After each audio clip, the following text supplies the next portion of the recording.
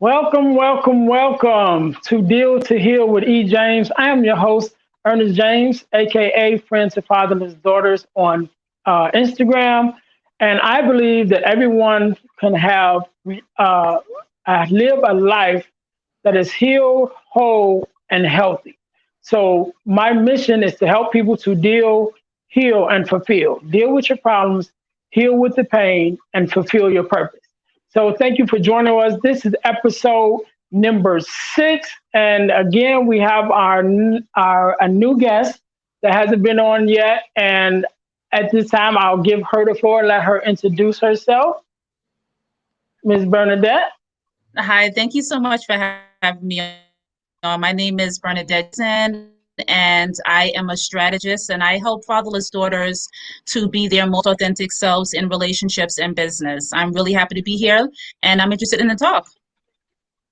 All right, and I'm so glad to have you. First of all, let me say thank you for even agreeing to be on my podcast. I know not too long ago I was a guest on your podcast, and I really enjoyed it. Mhm. And I told you even then that it was one of the best ones that I've done so far. I Mm. really liked it because it allowed me to really talk about my relationship with my daughter, and that went so well that after it released, I actually sent it to my daughter, Mhm. and we had a nice conversation after that. I think it even helped her, uh, help us with our relationship because I spilled my heart a lot in that interview, and so she was able to probably get some answers to some questions that she probably would have never asked me. So I want to definitely thank you for that opportunity, and even for the effect that that had on my relationship with my daughter. You're welcome. I'm so glad that that happened, and that's really what I like. So I this really warms my heart. I'm really glad that you told me that. Oh, no problem. I could not tell you because I was really I was excited to be on your show, first of all, for one. And then, like I told you, the questions and the quality, of the whole interview, I was just like amazed. And again, I say again, definitely one of the best uh, podcast interviews that I've done as a guest, Mhm. still to this date. So, but we're here to talk about you. So we ain't gonna make it all about me. So again, just briefly, since we got talking, I kind of got sidetracked. Mhm. Um, Give us another real quick again, a brief description of what it is that you do again. So I'm a strategist, a relationship engagement strategist to be exact, and I help fatherless daughters to just be their most authentic selves in relationships and in business. And I do that by creating safe spaces for them in different places. So I have a private Facebook group, I have my private coaching, I have a self-paced program, and I have a number of ways that fatherless daughters can really get in touch with the problems that they may have had as a result of that lack of relationship and how they show up in relationships because of their views about themselves, the limiting beliefs that they may have developed, the coping and defense mechanisms that they may not even realize they have. All of these things we work on so that they can be their most authentic selves in both relationships and business. Right, right. So I'm definitely interested in the relationship aspect of it, because one of the things that I found with myself that I just came to realize, within the last year or so, is that every relationship that I've had has been with a fatherless daughter. Mm, And when I came to that realization, I was just like, wow, I had never really thought about it. I'm 45 now, so I'm like, man, that's not a lot of years. I'll say a lot of years, not necessarily a lot of relationships, but definitely a couple long term relationships. But it just was something that kind of caught me off guard when I realized it. And I was like, wow. So either I'm attracted to them or they're attracted to me you mm, know and so I know that there are different ways that a daughter can become a fatherless daughter. What would be some of the ways, you know outside of just the breakup of the mother and father as far as relationship wise, but what may be some other ways that may cause a daughter to become a fatherless daughter? Well, the three ways that I talk about and the ones that I have seen be most problematic is a father who is absent, where the Mm. daughter either does not have a relationship with the father at all, it is very, very limited relationship, or maybe she doesn't even know who her father is. So that's absent. And then we have the relationship where the father is deceased. And this is either if she had a good relationship with her father or not. But the fact that he is deceased also will make her fatherless. And then the third one is a little surprising, but this is when the father is in the home, but emotionally unavailable. So that's where he does not have an intentional relationship with his daughter. It's where he may just come home and be the head of the household, but doesn't really know who his daughter is, does not try to understand who she is, isn't curious about her, doesn't take her out. They don't spend any one-on-one time together. She doesn't know him, he doesn't know her, and what have you. So those are the three ways that you can be fatherless. And it's usually a spectrum where on one side you will have like the father who is absolutely not there. And on the other side, you have the father is there. And anywhere in between that, and anywhere in between those two fixed points, is some degree of fatherlessness. And a woman who has experienced that will have different types of coping and defense mechanisms depend on where they fall on that spectrum. Okay. Okay. So I definitely agree with that because I found in my experience, usually, um, especially with the fatherless daughters that I've come across more recently, that is generally the father is not in the home. Mm, Not so much that he's passed away, or anything like that, but he's just not in the home. Some of them are even around, you know what I'm saying, but just not involved. And so that gives a unique perspective on even their outlook on men, because it's like, because they don't have that actual interaction, like one-on-one interaction with their father, then their view of what a father is and what he brings to their lives is kind of made up of uh, a collection of things around them, whether it be fathers that they see, fathers that they've seen on TV, fathers that they know in person, but not necessarily their father. So mhm. how do you think that, you know, not having the physical father or father figure, because I always say, just because your father's not in your life doesn't mean you necessarily have the traits of quote unquote daddy issues, as long as there's a father figure in your life to give you the necessary tools that a father brings. So what do you think, or how do you think that not having that one-on-one relationship with their actual father, how does that reflect in their relationships later on? That is a really loaded question. And I say that because there are so many different ways that it can Hmm. be reflected in their relationships going forward. One of the things that I wanted to touch on really quickly before I answered that is that even if a fatherless daughter does have a father figure in her life, a lot of times if she has not decided to receive love from that man, it doesn't Hmm. matter how much he has done for her or how much he wants to do, she will still consider herself a fatherless daughter. She will still develop coping and defense mechanism as if her father is not there. So like it really does have to be a it almost has to be that she gives herself permission to be loved in that Hmm. way by a father. So I just wanted to say that because a lot of people will think that, okay, well, I did have a father figure in the home, even though my father wasn't there, and I still have like these issues with trust, let's say, Right, right. I still have these issues where I am sabotaging healthy relationships because I don't believe that I deserve them. I still have issues where I don't know how to give and receive love. I don't understand what intimacy looks like outside of sex. I'm trying to overextend myself in relationships with others because I feel like I have to prove that I'm worthy to be loved. I want to control every situation because this is the only way that I feel safe. Fear of rejection and fear of abandonment, fierce loyalty to friends and family, promiscuity, feeling like your body is the only thing of value that you have to give. And so you give it readily when any person may show you some kind of attention, especially if it's attention that you did not receive from your father. So there's so many different things that can manifest themselves in relationships as a result of the father not being there. And it really just depends on the quality of relationship with her mom.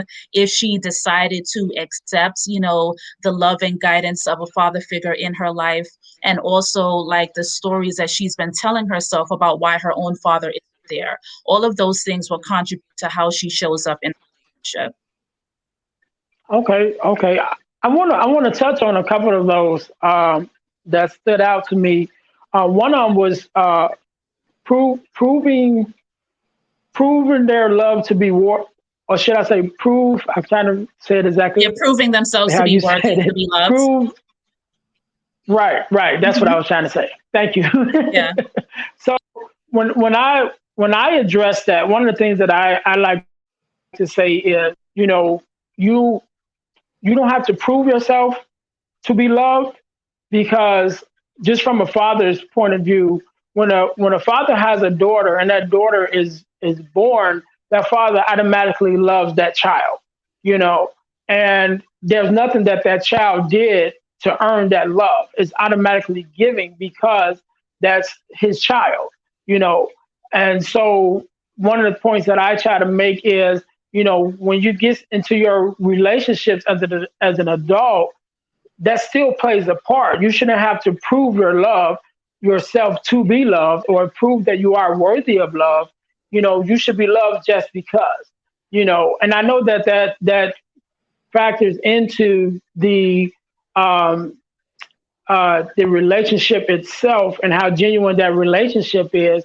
But what do you think about, that proving yourself to be loved, and that concept, that I just gave? Because like I said, I generally don't believe you should have to prove yourself to be loved to anyone. If they love you, they should love you automatically. And of course, I know that there are some things that, because I love you, I will do this. And because I love you, I will show love this way. But I'm not going to do that so that you can love me. So Hmm. what would be your thoughts upon that? So I do agree that no one should have to prove that they're worthy to be loved, that love is just something that is freely given. I Mm-hmm. completely agree with you there. I don't, however, agree that, you are loved by your father simply because you were born. That obviously isn't true, Right, because then we wouldn't have fatherless daughters. So right. that isn't the reality for fatherless daughters. A lot of times the situation may be that their father did not want to be there. Some fathers choose not to be in their daughters' lives for whatever reason. Some they may have not ever shown that they love their daughter because maybe they didn't know how. Like there's a number of different reasons, and we can talk about what they might possibly be. But honestly, it's that's some it's not a monolith. So what one person's reason is not going to be what somebody else's reason is. However, it's not a cut and dry situation where because you were born your father automatically loves you. That's not true. So Right. with that being said, because daughters who experience abandonment and or their father being absent and or their father being in the home and just not being intentional with their relationship, or if their father passed away and prior to that they had a really bad relationship with their father, those women, those young girls, they internalize all of that to mean that something is wrong with them. And because they feel like Mm-hmm. something is wrong with them, that caused their father not to love them, because in their mind, you would think that your parent would actually love you and would show you that they love you. Because none of these things happened, they feel that it's them. And because they feel that way, now they have internalized this narrative that says that, oh, if something is wrong with me because I did not receive the love of my father, I have to now prove that I'm worthy to be loved by the people that are in my life, so that they do not leave like my father did, so that I don't feel unworthy like I do when I'm around my father who might be in the home, all of these Mhm. different things. So that's the reason why, like, that's one of the big things, one of the more popular things, I would say, that fatherless daughters find themselves doing. And some of them don't realize that this is what it is, but it is the overextension of, themselves wanting to make sure that they create an atmosphere where they're always needed. Because if they can create that Mhm. kind of atmosphere, then the people who they love won't leave. However, they neglect their needs, they neglect their desires and their priorities, so that they can cater to the people who they love, and all the while, they will stay in relationships a lot longer than they should because they don't want to feel abandoned. They don't want to feel like they're abandoning anyone else. They may not feel like they deserve more than the relationship that they have. And a lot of them are just, okay with the fact that the person is staying there. So there's all these different layers to that particular thing, but it's a lot deeper than your father should just love you, because that's not the case. We know that it isn't. Right, right. So, okay, so forgive me for saying that. In my mind, I was thinking differently the way that it came out. Hmm. So, what I, so okay, let me say it this way. I was speaking from my own mind, and as a father myself, and who has a daughter, and two granddaughters now. I was speaking from myself, so definitely I didn't mean to misquote, what I was trying to say, but definitely I definitely agree with you and understand, that definitely, of course, that's not everyone's um, case, that the Right. father would automatically show that love, or else we would be a different line of work. Exactly. So I agree with that 100%. I wanted to speak on one of the things that you said about catering to people who, catering to the people that they love, and then also in that same vein, what I would want to bring up would be, false loyalty, right? Which be you catering to people that you love, but then you're loyal also. That I found in my experience, and sometimes you're loyal also to people who, again, you don't want them to leave, but then at the same time, they're not really the best people for you, or not even the Hmm. best people to you. Hmm. And I know you kind of mentioned on it a little bit about, staying in relationships, whether it be friendships or romantic relationships or whatever kind of ship it is, longer than they should. Right. What advice, or what would you say to someone that's kind of in that vein, as far as being able to maybe even tell the difference between, your loved ones who you should be catering to, and then those people who, maybe you should be, looking to let go? That's a really great question. And that actually brings me to this training that I just rolled out, because this is something that I feel like a lot of fatherless daughters struggle with. It is trying to identify the kinds of relationships that they're in and whether or not this is a relationship that's familiar to them, meaning that this is something that they've always experienced. And it may not be the best kinds of relationships, but it's what they know, it's what they feel comfortable with, it's predictable because they've been in this before. This is what they yearn for and what they deserve, which is relationships where they feel seen, supported, loved, understood, and where they feel safe. And so I have created a system that teaches women, fatherless daughters in particular, how to conduct relationship autopsies. And it's where I show them exactly how they can pinpoint the patterns in their relationships, the patterns with the partners that they choose, and also how those particular relationships make them feel. So if you really want to understand like what your patterns are you in a relationship where this is maybe something that's familiar to you, but this is a relationship that has gone way past its expiration date, this is not something that you should be in anymore, it's toxic and things like that, then I would just suggest that they then go to the link on the screen, Bernadette N. Jackson, and then hit up my IG bio, because you'll see the link to sign up for how to conduct a relationship autopsy that teaches them how to do that. But for the sake of this interview here, what I will say is that you really need to start to pinpoint, at the very least, how do you feel in these relationships? If you can pinpoint that, do you feel safe here? Do you feel like your needs and desires are a priority? Do you feel like you are always giving in this relationship, but you don't feel like the person is returning that? Is there mutual effort? Is it reciprocal? Like all of these kinds of things. If you can say no to like 2 or 3 of these things, then you need to examine that relationship and figure out like what's going on there. And it doesn't necessarily mean that it needs to end, but a conversation does need to be had with that person about how you've been feeling, what you envision for the relationship, and whether or not there's a path forward that both of you can take. And if it is true that this person really wants to be there, they do actually love you, they see a future with you, 9 times out of 10, they will absolutely work with you to find a solution to the problem that you see. If you notice that there's some resistance, if you notice that, you know, this person is trying to brush off your feelings, and they always do this, like anytime you say something, it's always a brush off. It's always a, oh, I don't know what you're talking about. Oh, I didn't mean it like that. Oh, it was a joke, or whatever it is. Always trying to minimize how you feel about something, that right there is a red flag, because it means that they don't really take how you feel and what you need seriously.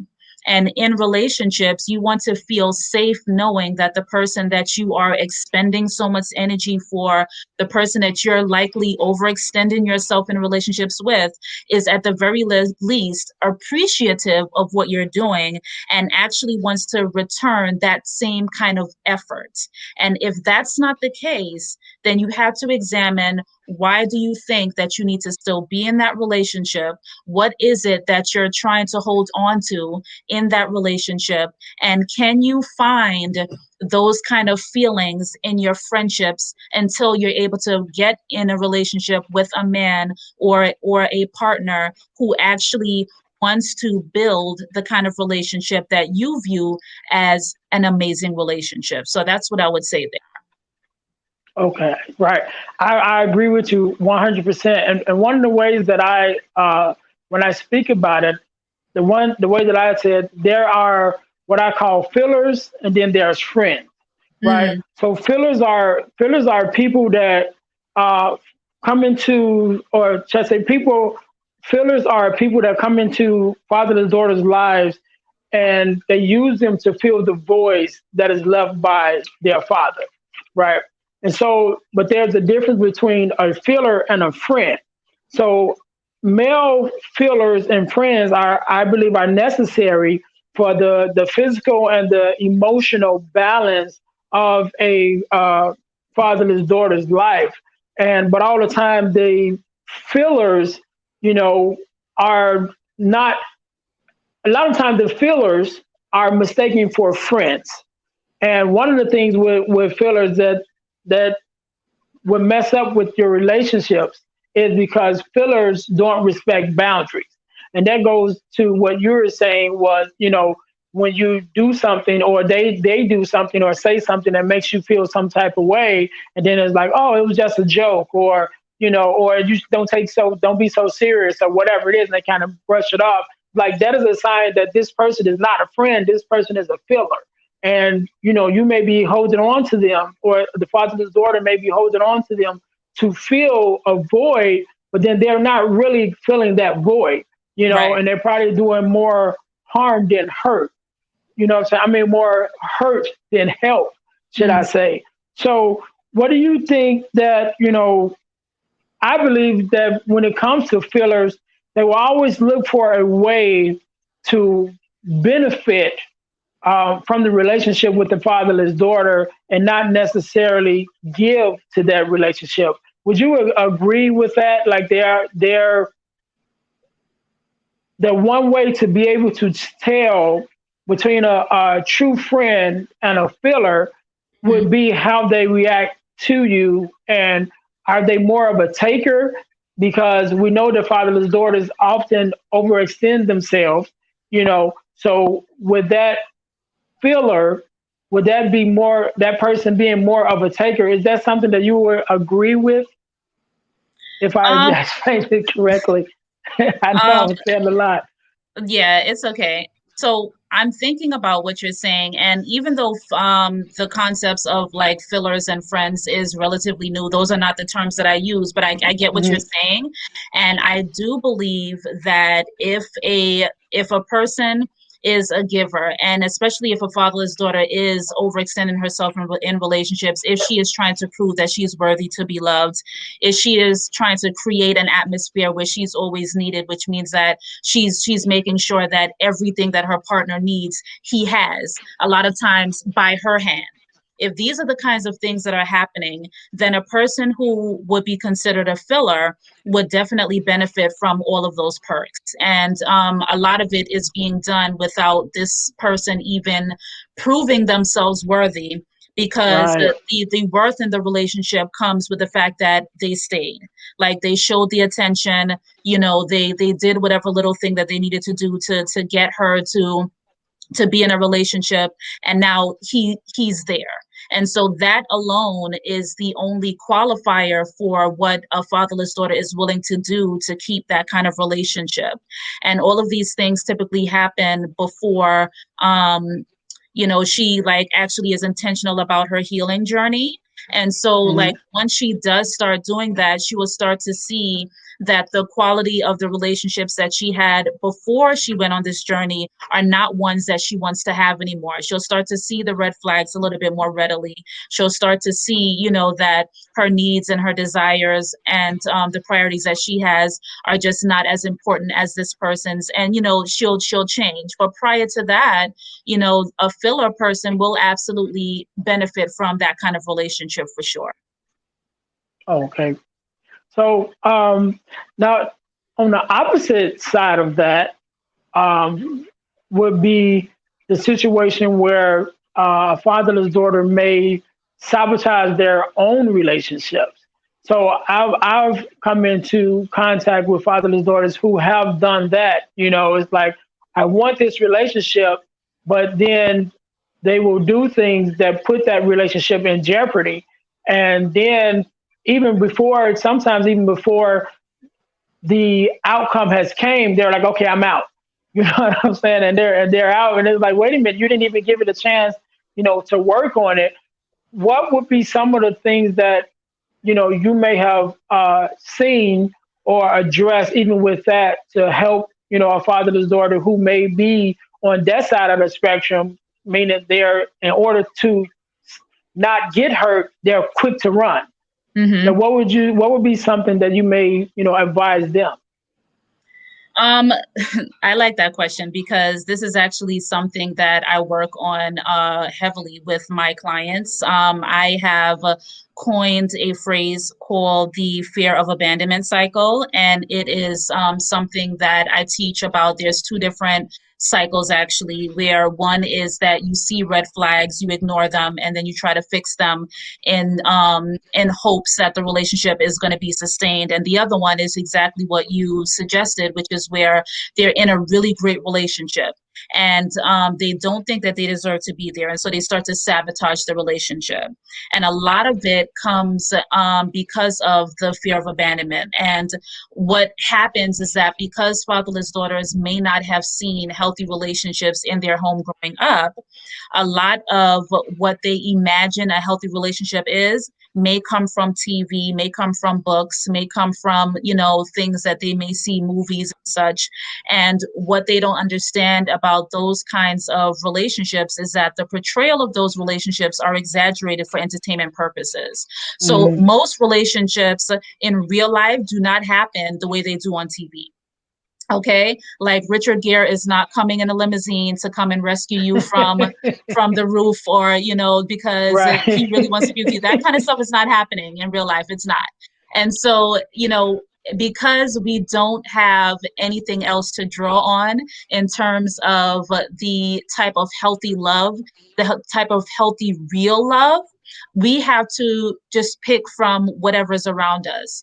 And because of that, and because of this idea, as I was saying before, that, my father not being there must be my fault, then you feel Mhm. like you're not worthy of healthy love.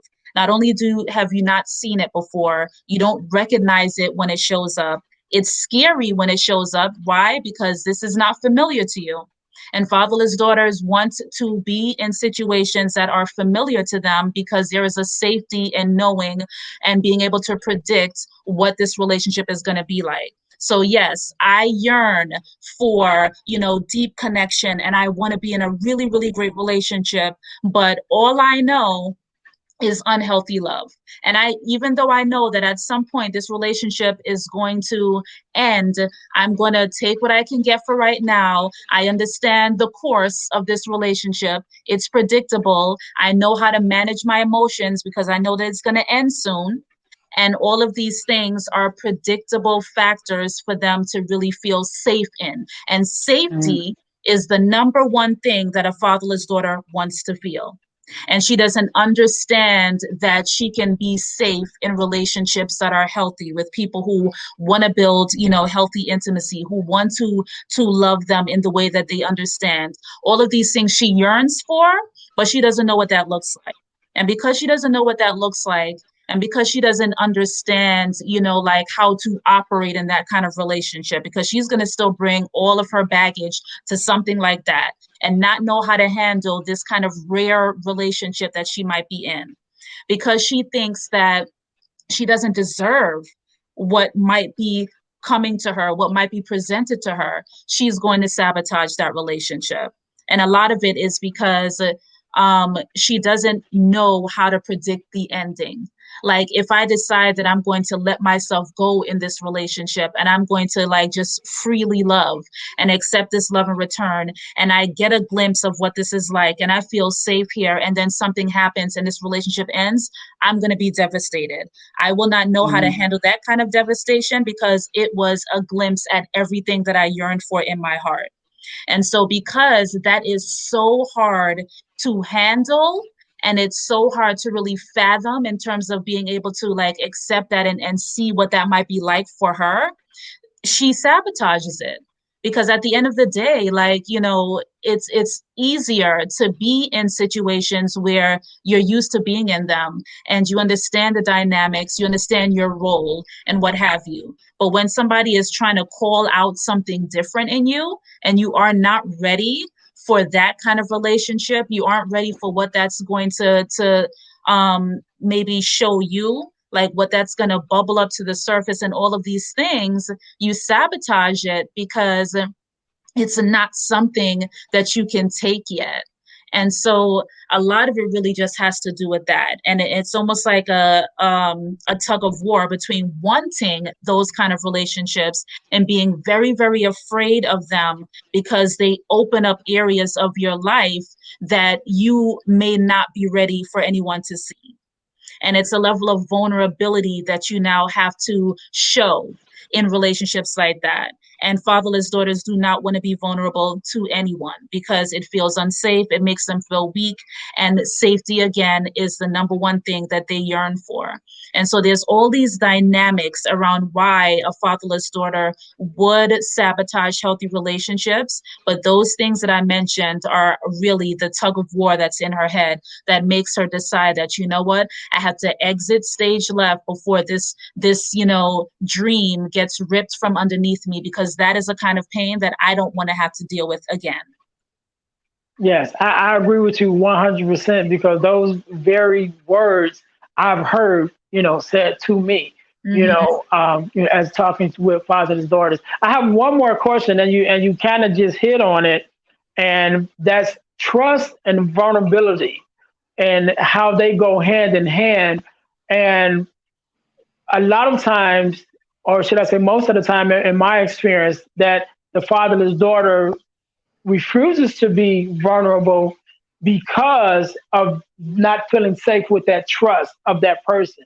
And sometimes even when that person may have showed themselves to be trustworthy, I guess, by their own in their own eyes, or by their own efforts. That fatherless daughter would still, not necessarily trust him, or only trust him to a certain extent. So this will be the last question, and I'll let you answer it, and have the last say. After you answer it, then you can give your contact information of where everyone can find you at. But I just want you to touch real quickly on that dynamic of the trust and the vulnerability, and how that goes hand in hand. Yeah, so trust and vulnerability do absolutely go hand in hand, and all of those things really boil down to knowing yourself. And the issue with vulnerability is that when you decide to be vulnerable with a person, it allows them to see like who you truly are. And the one thing that fatherless daughters know how to do is to create a persona that they feel is going to be lovable and acceptable. Mm, And so, because they've done that and they have lived in that persona and shown up to every relationship in that persona, they don't ever want to be vulnerable in a relationship to the point where somebody can see where they hurt, see their wounds, see who they really are, see the cracks, you know? And all of yes. these things, because perfection is one of the things that fatherless daughters really have a deep desire for, because they feel like perfection is going to be the mask that they can wear so that people do not see that they feel ashamed of their relationship with their father, that they feel like there's something wrong with them, that why their father wasn't there, where they feel like, unworthy of being loved, like they don't belong in the room, like they're not smart enough to deliver whatever it is they need to deliver. All of these different things is a lot of times how fatherless daughters feel. And so showing up, with a persona where they have it all together, where, they're perfect, where they are knowledgeable about whatever it is that they're talking about, where they don't ever get upset, or they don't have any real issues, nothing is wrong with them, they don't ask for help, all of these things, is a shell of protection that they Mm, have put around themselves because they want to protect themselves from being hurt in the way that their father hurt them. And so, in doing that, they have hidden their truest self, their most authentic self, down in the deepest depths of their soul. And nobody gets to see that ever. And so, being vulnerable cracks open that wall that they have created for safety. And when people are given like a bird's eye view into the most vulnerable places of themselves, their most authentic self, it makes them feel too naked. And that kind of intense feeling of somebody knowing you that deeply and possibly using this information to hurt you or weaponizing it against you, or just the fear of these things happening, regardless of how trustworthy this person appears, is a fear worse than almost death for fatherless daughters. And so that is why that kind of weakness, and I'm putting it in quotes because this is exactly what fatherless daughters view vulnerability as, just that kind of closeness and vulnerability, for lack of a better word, just that alone really, it creates the kind of fear in them that, like, if somebody sees who I really really am and then they reject me, then I'll know that what I believed about myself all this time is true. You know what I mean? And so, yep. because they have these limiting beliefs, it's almost as like their mind is like, okay, let's create this little protective layer around these limiting beliefs, because at some point you want to prove them wrong. You know that these thoughts are not thoughts that you should have about yourself. So you want to prove them wrong. And you prove them wrong by creating this persona. So if nobody gets to see the real me, then we're not going to be able to prove that, I'm really the one who was at fault here with my father not being there. And so the persona protects that limiting belief. It protects them from themselves almost. And so that they won't ever be able to say, you know what, it was me. And that right there is what they don't ever want to have to come to grips with. So that's what I would say about that. It does absolutely work hand in hand, trust and vulnerability, but that's really the reasoning behind why vulnerability is not something that they really ever want to have in relation. Right. I definitely agree with you 100% because again, those are words that I've heard, spoken straight from the mouth of a fatherless daughter. And in some cases, exactly what you just said Mhm. about, not wanting to open up. And so again, I want to say thank you, Bernadette, once again for being my guest. I'm truly blessed to have you on. Definitely because I know that your wealth of knowledge, especially dealing with fatherless daughters, is just amazing to me. I had a guest on 2 episodes ago, Yana, and she was on. She's actually a fatherless daughter, but she's on the opposite side. So she's a fatherless daughter that works with fathers and reconnecting with their daughters. And Mhm. so we had a nice conversation. I had her on, and both of you guys definitely I wanted to be one of my first guests that I have on. Especially dealing with the fatherless daughters because I know and I feel that your knowledge in this area and the work that you do is so needed and so right on point. So again, I want to thank you once again for again allowing me to be on your platform, but not only that, but gracing us with your self here on this platform and just giving your words of wisdom to the listeners that are here. So for the listeners that who may not know you, where can they find you and how can they follow you? Okay, so I just want to say thank you again for having me on your platform and just trusting me to be here with your audience. Again, my name is Bernadette Jackson, and you can find me on Instagram at Bernadette N Jackson. So that's BernadetteNJackson.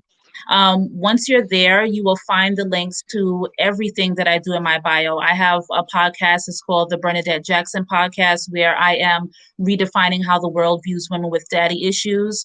I have the free training that I told you about earlier, which is how to conduct a relationship autopsy. You can find links to work with me personally, and all of the things are there. So if you want to get in touch with me, you can always slide into my DMs there. I'm always active over on IG. You can take a look at my page. I have a lot of information there. So if you wanted to learn more about yourself as a fatherless daughter, how you show up and things of that nature, my page would be one that offers a lot of information. And then if you wanted to check me out on my website, you can also go to bernadettejackson.com. So any of those places, you'll be able to engage with my content. You can look and see what I do, and you can reach out to me, and we can figure out how we can work together. All right, all right. And to all the listeners, I definitely encourage you to check her out and definitely visit her Instagram page and the different platforms where she's available.